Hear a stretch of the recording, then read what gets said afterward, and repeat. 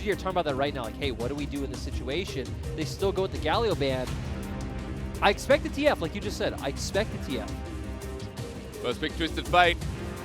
Order up and send it. Now, Ash has been the go-to here, Lyric. We know how these pick and bans work. We're getting into our game 3, our final, you know, cannoli, as it were. Yes. Of these two teams. That is what it is. Ash and what? I'm interested to see, do you go for something like a Syndra, and instead of this time playing through like mid pressure to sides, just bring your pressure mid and try to find those, you know, solo kills. Not even solo kills, but, you know, setting up jungle. Set up your 2v2. Exactly, there we go. Thank you so much. Thank you so much. I self-5'd. But yes, actually, can confirm, he did self-5. But we get the bard. Yeah. So this is great, right? So this at least signals that they are going to play around picks, but also it's a roaming champion that could, ooh, this is exciting. Roaming champion, but now you've got a very strong 2 versus 2 on FPX, and we're talking about the Twisted Fate.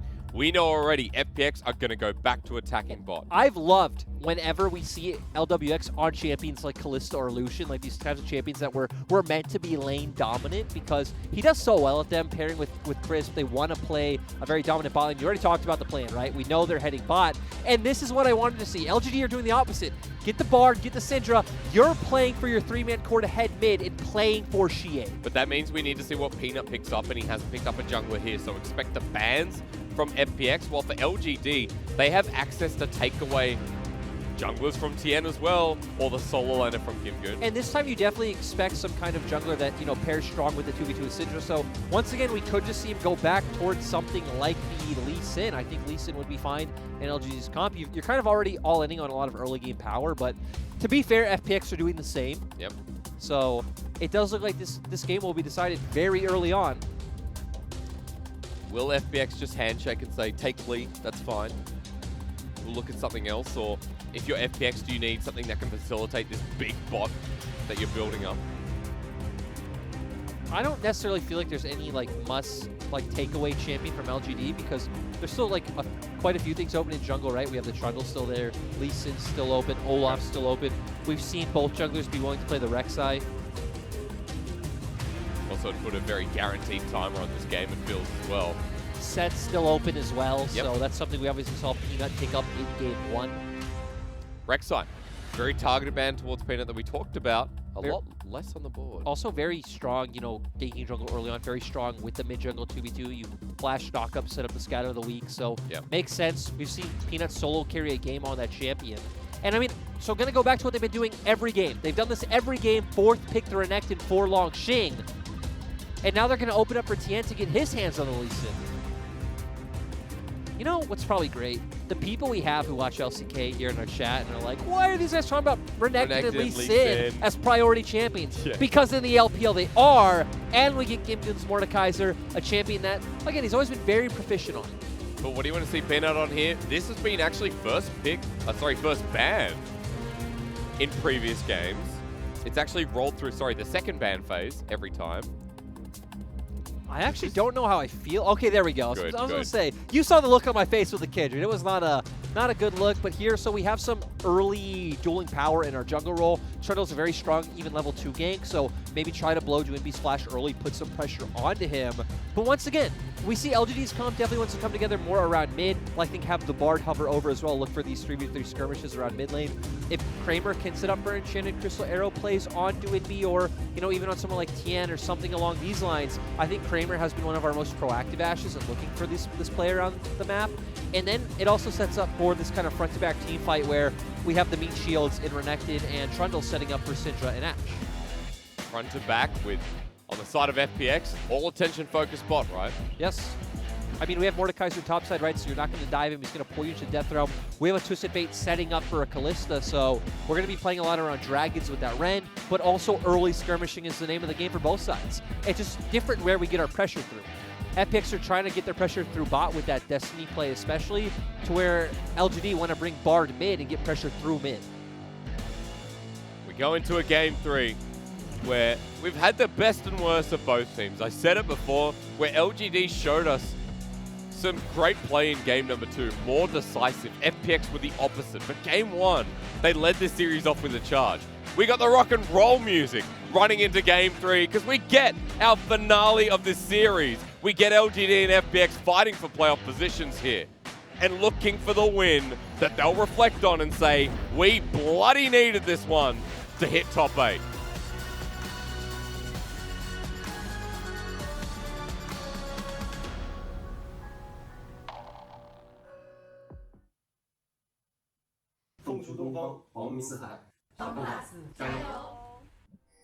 I knew this was going to be the banger game 3 when the waiting screen music was the gangster rap. Oh. That's how I always know it's going to be, you know, a back and forth game. So That's true. it's going to be nice to see. And hey, once again, these comps are setting up for early aggression. And we want to see a decisive win come out from either side. So I'm excited with the drafts we ended up here with. We're talking about early skirmishing for both sides. That's why I'm excited. And when you mentioned that, I'm like, yeah, the drafts make me feel good. The Colonel's up and down on this one. Points towards LGD for the later game. And you talked very much about the front-to-back fights, of course. Easier to execute in a sense. Yeah, and we saw he was higher up on FPX early game. And to me, that especially says, I mean, one, obviously we have this strong Callisto Bali, but actually, we don't have Halo Blades for once. No, lethal tempo. So maybe built more towards those objectives or fights around the objectives, I guess. Yeah, so obviously going to have stronger like power in the late game, right? Not just going to have to rely on 3 autos, going to have like a set amount of time for how long you have that attack speed. Also a bit more consistent with controlling your waves. Honestly, not too sure why LWX opted into this choice, especially when their comp does very much scream early power. But still, it's going to be nice that, so for FPX, the reason why I feel like their comp does have a bit more options in the like early mid game, like once we start hitting the level 6 mark, right, is because we have a global advantage in the mid lane. Doombi has TP and Destiny, so Shea won't be able to follow up very easily for wherever Doombi chooses to make a play. So LGD are really going to have to try to lock the Twisted Fate down in lane. It's the first game in this series where we're not going to see, you know, matching each other, right? Where game 2 was the Silas, so it could still Doombi's ult and come down as well, but a bit of trading top, launching hit level 2 first. This time around, it's only going to be Doombi moving. We highlighted how LGD want to play this game with the 3 versus 3 mid. Shea setting up a ward nice and early here and actually doing better on the trading. Yep, though we do see his mana pool. Syndra's mana costs are very annoying to deal with, spamming those Qs. W is pretty much a spell that a lot of Syndra players recommend you really never use in lane because the amount of damage it offers for how much mana you spend just really isn't there. So Doombi doing a good job in this lane to trade early, and this is traditionally thought of as a tough matchup for Twisted Fate, especially once we hit level 6. Ooh. He walked into River. That ward placed down by Shea, absolutely great. The gold card put down, and look, bottom lane's coming up. It's a double flash with Scatter the Weak, and Peanut secures First Blood. Ladies and gentlemen, don't forget to ward. As Peanut now lands on for the engage. It's everyone into the choke. Peanut will lose his life as Magical Journey overtaken by Crisp and LWX. The TP even being burnt by Gimgoon. It's Ren City for Mark.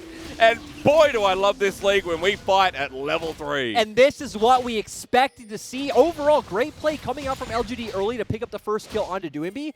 But as we saw, Peanut went a bit too far forward, got picked off. Kramer wasn't even in a good place to follow up with damage, right? He was stuck over the Dragon Pit wall. To where FPX can keep going forward, Doombi coming back in with the TP and getting 2 kills onto Peanut and Mark. Yep. But yeah, so we see here Doombi getting caught out with the pillar. Has to flash. Great double flash coming out from LGD to secure this kill. And then look where Mark is. Mark flashes over the wall. Doesn't actually have Magical Journey up this time. Apparently, Kramer can't follow in though. So we do see LGD left in a very awkward position with FPX's trio able to dish out all the damage. Callisto also very strong in these early skirmishes, and they pick up 2 kills. I misspoke. It wasn't Gimgoon to TP. It was actually Doombi who returned to the mid lane afterwards. Gimgoon stayed in his lane meanwhile, but you mentioned after or before the replay, it was LWX and TN who picked up the kills. When this comp's built around LWX's success and Lee Sin influencing it, well, a great start for FPX in this game. Already has the Berserker Greaves, so gonna feel quite nice early on with, you know, how Callisto likes to dance around in these early trades. So gonna be nice to see. And, you know, Gimgoon's having a hard time, but this is expected, you know, not only kind of in the matchup slightly, but also just the fact that it's Gimgoon. Not the strongest laner we have here in the LPL. Very he much is more of a role player. Yeah. I was going to say we've very much gone back to an FPX playstyle, as most people remember them from last year. As with LWX to track that Berserker Grieve Kalista early, just receiving a wave down the bottom lane. I just really wonder how she is so low. And he still doesn't reset once, so he was already low in mana early in the lane, but used all corrupting potions. it would be interesting to see like how he's managing his abilities. Because it's allowing Duenby just to have constant pressure in this lane. Yeah. He's backing now. I think he's... I mean, he needs to back. He has no mana. I was going to say, the wild card almost hits. I think Duenby was just stopping the backs. I mean, gonna open up for this easy Drake, right? Shea wasn't able to react, so... Very good start coming out from FPX. And Tien going to get spotted out, looking for more. And Duenby is 6. So this is where we're going to start seeing, right? Even now, we see him recalling towards the bottom half of the map, so putting constant pressure on Kramer and Mark. Even now, they're looking for it. Okay, now we'll get spotted out. So yeah, even if you're backing away, moving into the fog of war, a threat that LGD have to respect. We do see him pick up Merc Shreds, which I do feel like is the correct first item in this lane, especially with, you know, how much CC they have on their side too. Getting that tenacity is going to be nice. Getting a little bit of MR to handle the Syndra is going to be nice overall. And even switching to the heal to make sure he doesn't get bursted just in one combo. But approaching his LGD towards the bottom side, Mark's starting to roam around. And what you wanted to see was that 3 core through the mid lane, helping out Shea. Yeah, we have not gotten to see Mark move yet. And as you can see, right, if they aren't able to hold Duenby in lane, he's just going to be constantly hovering to sides, constantly putting fear in the heart of Kramer or even Longxing if he so chooses to. It's going to be quite tough to where the only way you can realistically shut that down is if you have Peanut player on mid, but even then, if Tien is answering, you know, Duenby can just spam gold cards at the wave and try to find this push. So we definitely want to see Mark make an impact. Maybe just waiting for that level 6 point, especially where he has a Tempered Fate. But you even mentioned in Champ Select, not easy to leave your AD carry alone against the Kalista Nautilus. Going to be living under constant threat. I think being Kramer in this game is going to show a lot of guts. We're not going to talk about top lane, guys, but I will mention Gimgoon has caught back up in CS, which is nice. However, the wave crashing in for Longxing puts him at a small lead through this lane, but Gimgoon has rushed the Ninja Tabi versus the Phage here for the Renekton. Crisp actually moving up to top side because Herald's spawning in 20 seconds. FPX have made a very early move. Yeah, so nice like reset timings and objective timings coming out from FPX to make sure that you control this objective, make sure that LGD won't be the ones who are able to start this up. We also see push coming out in top side, but as we see now, Mark and Kramer are heading over, and you take a look at your minimap, LWX is not here. No. So this should be an LGD Herald. Tien will start it off at the very least, though, until spotting and pinging down that Kramer's on his way. They'll realize that soon. Being a good friend to Peanut, just helping, you know, get a bit of Give him a HP leash, off the Herald. yeah. Scatter the weak onto Chris, stretch line away. Shea lives on low mana this game, Lyric, but he does have the blue buff this time around, as Destiny's being used. Ooh, we have Death Realm. Okay, well, that'll solo them out. Onto the jungler, and Peanut wants to steal it away. Tien approaching the Herald, smite it away, but Shea's one who actually picks it up. Didn't catch the interaction. The kick flash, though, brings him back as the escape's there. They picked them out, targeted them out, and Tien now here, ready for Peanut. Doesn't even need the Sonic Wave. LGD might get the Herald, but they lose yet another fight in this third game. Yeah, overall massive Death Realm coming out from Gimgoon, and you know, Longxing did a good job of zoning Tien off, so he actually couldn't even walk up to the Herald to smite it. But, okay, so Longxing just going to get these drugs. But yeah, like you said, FPX found the better position for the team fight. Gimgoon playing it especially well, and even LWX doing a great job on this Kalista. And hey, when you're going to opt into something like Kalista, it's because you have confidence on this champion. Yep. So great to see him performing so well so far, and even almost at a Blade of the Rune King even now. Works out well. I'm curious how the Herald was taken down. Peanut was in the Death Realm. Oh, the eye was hit. Shea hit the eye, and then Shea just autoed it, it Okay. looks like. He scattered the weak, I think, but yeah, same thing. But point is, Tien couldn't walk close to it because Longxing was zoning him off. Finds the kick onto Shea, which gets him close to Gimgoon. Gimgoon flashes over the wall, finds his kill. And Crisp and LWX on the other side of the fight, just securing 2 more kills for the side of LGD. He would have been happy to come in just to pick up that kill, right? 2-0 and 3. And Blade of the Ruin King you mentioned before was almost picked up. Look, I don't want to put fear. Oh, actually. Who do you want to put fear in? Fate's call's available though. Chris doesn't have 6 himself. Tempered Fate on the turret. LWX has his ulti, but he's against the wall. Everything put into the Kalista, who gives the shutdown over to Renekton. And LGD in a choke, and Tien isn't touching that one with a 10-foot Lee Sin pole. As Longxing re-engaging, maybe it's not over. Gimgoon doesn't have TP, so Longxing can keep going. Gold card used. Slice and dice here onto the 2. Longxing happy to take this up with the dredge line for the re-engage. Tien shows himself. Meanwhile, Gimgoon going to keep farming up in the top side while turret plating getting traded. They want first turret blood. This is hard with so many members in Bulwark bonus. And we're still going, though. So, okay, they're going to back off now. But overall, it's so nice to see both teams being so decisive around these plays. Yeah. Dragon is up, Gimgoon is not here, so you'd expect LGD to be able to look for this. But their members are so low that FPX might just be able to posture for a 4v5. Doomby doesn't have Destiny, but not that he needs it. He's behind the pit. Dragon will go down. Sandwich doesn't come through, but Sonic Wave, Scout of the Week, ready. Stops Tien in his tracks. Cripple, not enough either. As Longxing's over the wall. Tien's still in a lot of danger, and Chris is blocked by the pillar. But Doomby can help push mid, get a bit of turret plating as the Dragon for their escape. And Gimgoon has gotten so massive in this time, right? We see as a level lead right now. Is actually about to hit level 10. We don't know how close Longxing even is to level 9. Has gotten so much plate gold for himself. So now Gimgoon is a member. We need to see step up in these team fights. Also went the Haunting Guys route, so it's going to be a lot more about that AoE damage he's putting out to the enemy team. Not about that Nashor's route of singling someone out in the death realm. It's weird because we've kind of seen both, right? We've seen like a Nashor's burst into like a Leandri's 3rd or 4th. Yeah, and it's definitely like... It's not even really been composition specific or like matchup specific to where we've seen it. We just kind of see each player has their own individual preference. Okay. And I mean, there's the gold graph, right? All of that gold is on Gimgoon right now, sitting almost 1k up over Longxing, and now has actually the full Leandries. 5,000 gold at 12 minutes in the game, ain't bad. Leandries, you mentioned, picked up as he sits on 100 CS. Does this influence the matchup? Are we... Because we know Renekton against Maud feels pretty good early in the game, but when does that tilt? Hang on. But when does that change, Lou? I actually feel like you should start feeling pretty good in these trades, you know, at this first item mark. Okay. It definitely... It's my personal favorite item to get on Mordekaiser. It just feels so good. And, you know, whether we talked about the team fights, you know, having that AoE damage, especially with the your passive. The AoE is insane, yeah. Really nice, but also feels quite well in the 1v1. And he's just hitting this turret away, pretty close to taking it. Might bait Longxing in. There's no fear in his heart. Well, he did back away. There's a little bit. There was no fear. He queued. Okay. There is no fear. Point is, we came into this game saying, hey, we want to see a more decisive game. We want to see a team win this game, not a team like make a mistake and just lose the game. Yeah. And we're definitely seeing that. FPX have played way more decisive. Even LGD, at least with their last 2 responses, has been nice to see. It still does feel like FPX are firmly in control. They have what's about to be about a 3k gold lead with this turret going down, 3.5k gold lead. Pretty massive. They have Destiny coming up once again for Doinby.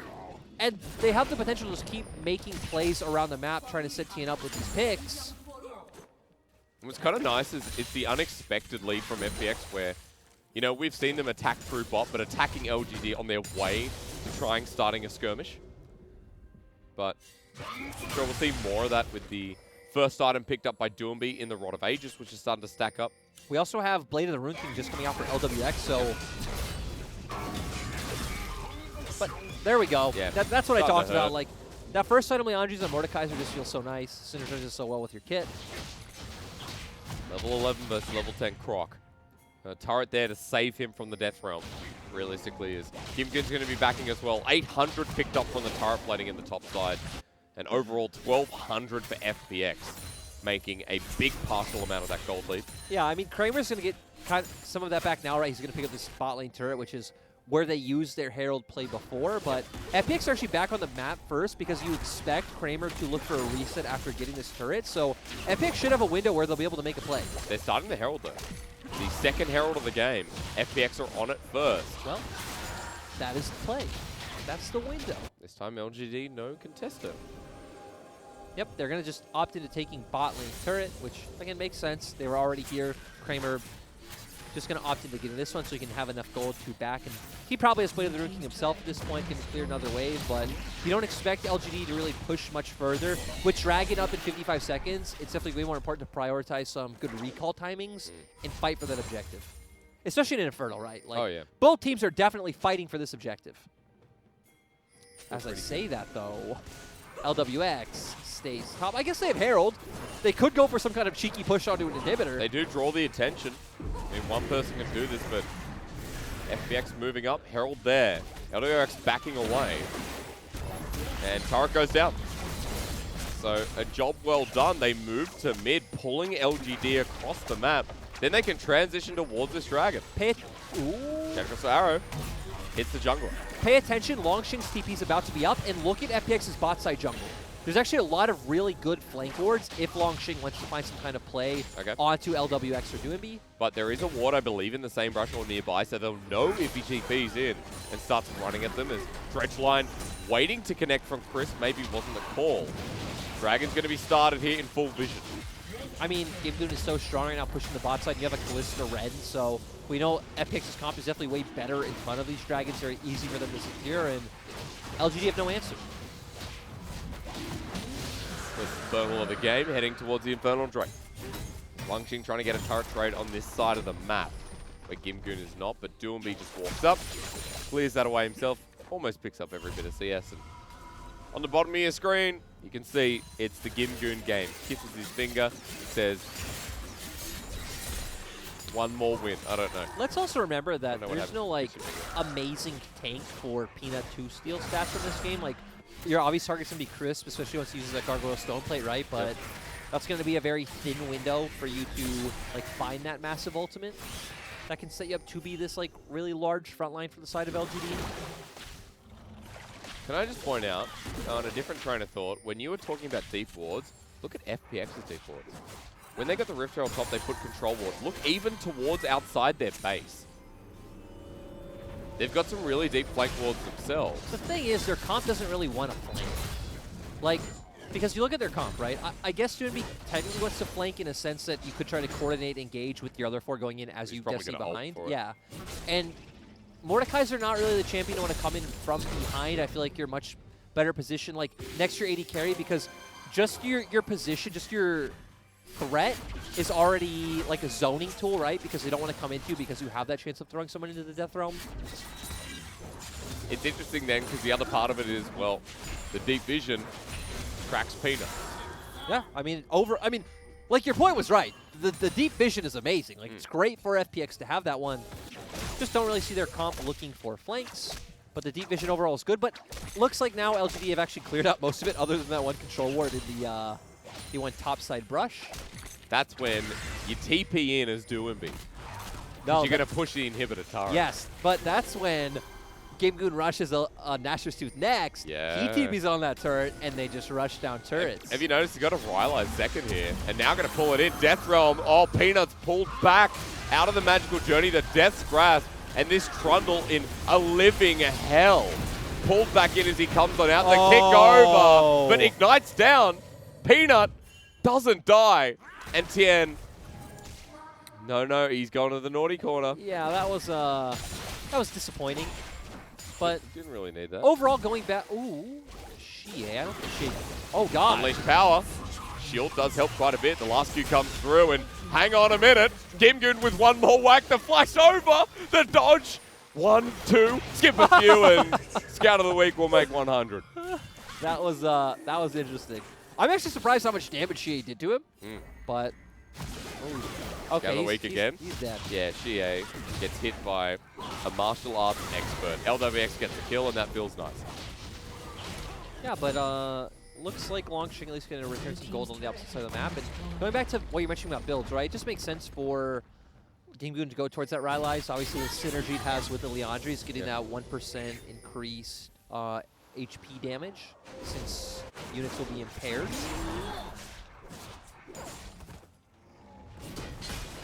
But yeah, that first fight in the bottom side LGD jungle was quite disappointing. Feels like they could have gotten a lot more off of that. Yeah. But hey, comparison to the last couple of games, so far I'm still pleased. Oh, this game has been awesome. I feel like we have trudged through the mud to get to, what do you call this? That was interesting. Hits you, lands with the passive damage going down. Let's talk about what went wrong. Like, Peanut did have flash. I still just don't understand why you needed to kick. I mean, I understand he was trying to nuke him, but I feel like he would have been dead regardless. Yeah. As they say, stuff happens. Yeah, I agree. In a less PG rated way.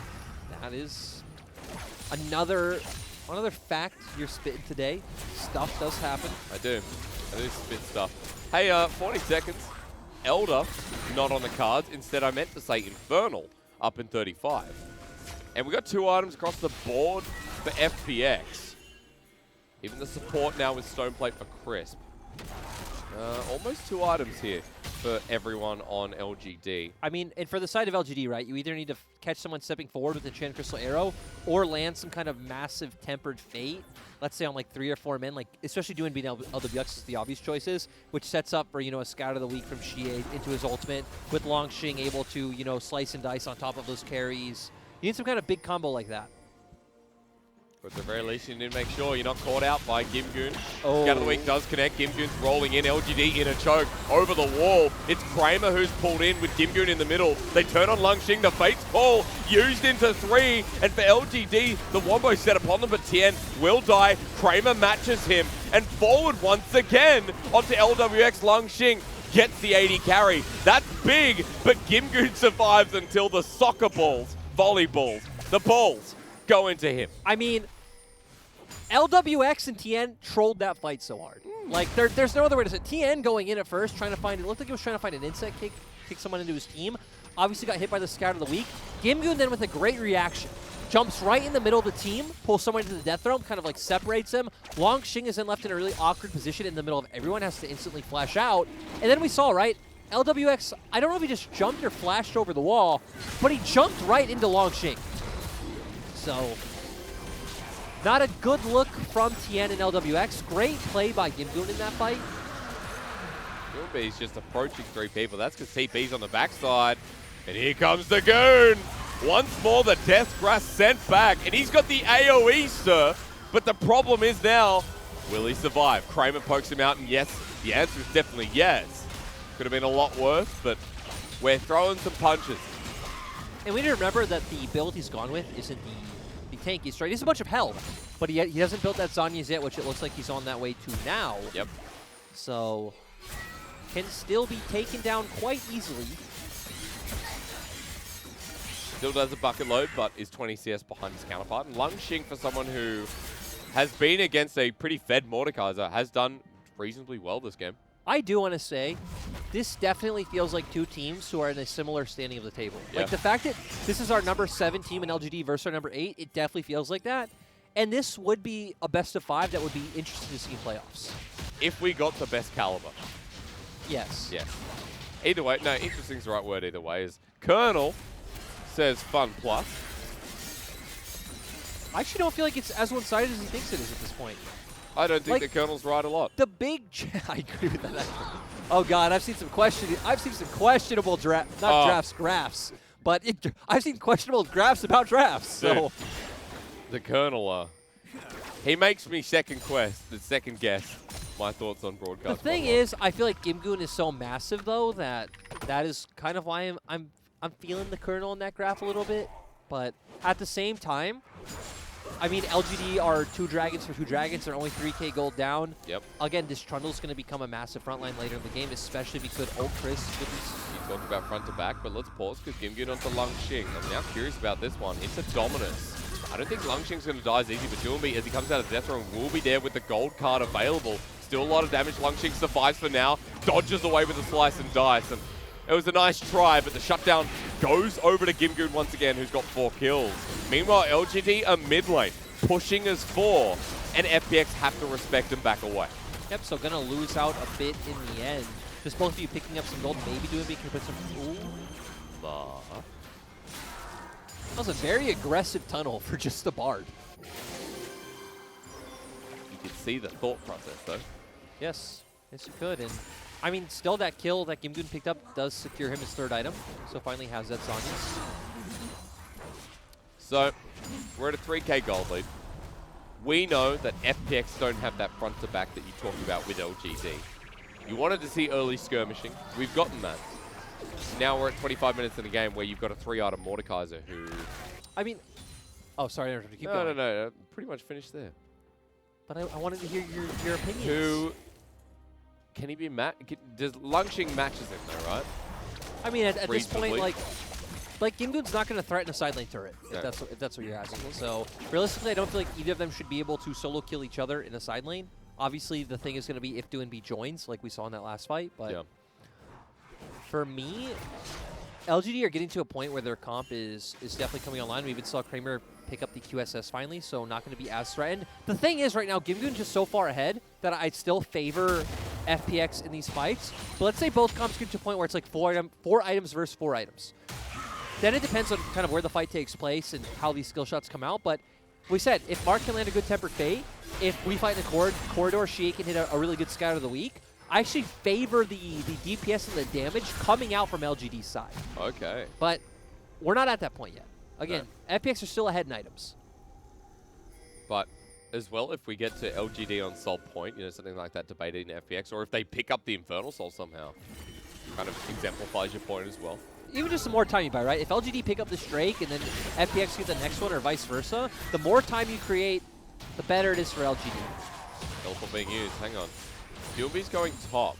Now, he does have his Destiny available, but he's clearing out this wave. LGD pings are getting put down with 40 seconds to this Dragon, but after clearing out that wave, putting a bit of pressure towards the top lane. So they're going to force Longxing to have to TP, but actually Longxing could honestly even ignore that wave if he wanted and just head right straight towards mid. Not going to, I guess.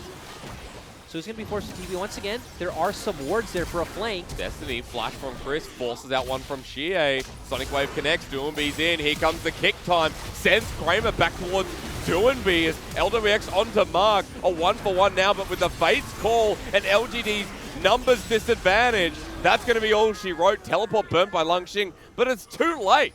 Way too late. And that was the decisiveness that we've talked about this whole match, and it was great to see it come out from FPX. DoNB coming in with the clutch ultimate. Very interesting play too, right? DoNB TP's top, pulls Longxing's pressure there, and then they use this window to find this pick with the Destiny. Tien goes down in the end, but guess what? You have a Callista. Yeah, onto the Baron they go. And LGD only have Kramer and Lungxing, so give that one up, take the Dragon, and maybe you can try and delay this game out, but with a Twisted Fate and with the way this team is, FPX with Baron is going to be hard to stop. This is the best decision LGD could make in this position, so I understand it.